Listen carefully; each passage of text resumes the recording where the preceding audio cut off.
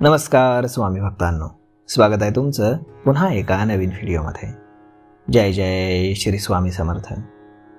स्वामी भक्तांनो, घरासमोर कावळ्याचं कावकाव करणं अनेक संस्कृतींमध्ये शुभ मानलं जातं। मात्र कावळ्याच्या कावकाव करण्याचा वेगवेगळा अर्थ हा काढला जातो। काही परंपरा अशा आहेत ज्यामध्ये घरासमोर कावळ्याचं कावकाव करणं घरामध्ये पाहुणे येण्याचे शुभ संकेत मानले जातात। तर काहींच्या मते कावळा कुठल्या दिशेला बसलेला आहे, तसेच तो कसा आवाज काढतोय त्यावरून तो शुभ की अशुभ संकेत देणारा आहे हे ठरवावं लागतं।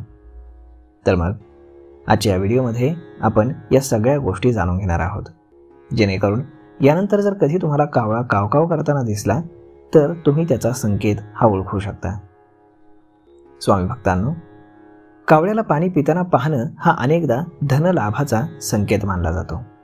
जर तुम्ही कधी कावळ्याला पाणी पिताना पाहिलं तर मग नक्कीच याचा तुम्हाला आर्थिक लाभ होऊ शकतो।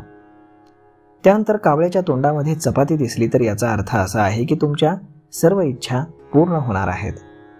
त्यानंतर कावळ्याचं कावकाव करणं हे अनेकदा कार्यामध्ये बाधा येण्याचे देखील संकेत देतं। तसेच हे एक प्रकारे शारीरिक आणि आर्थिक नुकसानीचे देखील संकेत असू शकतात।